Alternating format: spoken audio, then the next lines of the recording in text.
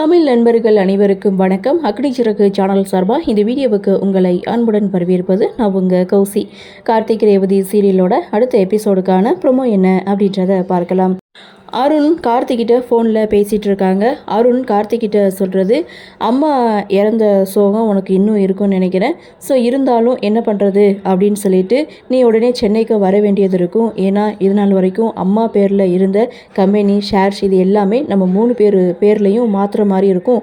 அதனால் நீ உடனே நாளை மறுநாள் சென்னைக்கு வர்ற மாதிரி பாரு அப்படின்னு சொல்ல, இப்போ எதுக்காக இதெல்லாம்னு கார்த்தி ஒரு பக்கம் கேட்க, இல்லை உடனே மாற்றி தான் ஆகணும்னு சொல்கிறாங்க, நீ வந்துடு அப்படின்னு சொல்லும்போது எந்த ரிஜிஸ்டர் ஆஃபீஸ் அப்படின்னு சொல்லி கார்த்தி விசாரிச்சுட்டு ஃபோனை வைக்கிறாங்க.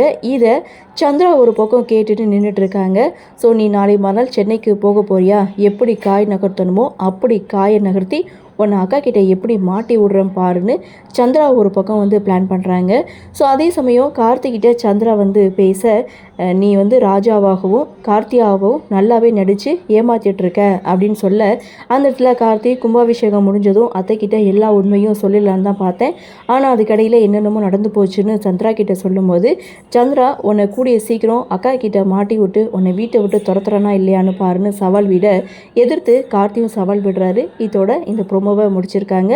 சரி, என்ன நடக்குது, என்ன மாதிரியான சுவாரஸ்யத்தோடு கதைக்கள நகர்வை கொண்டு வராங்க அப்படின்றத நாமளும் பொறுத்திருந்து பார்க்கலாம்.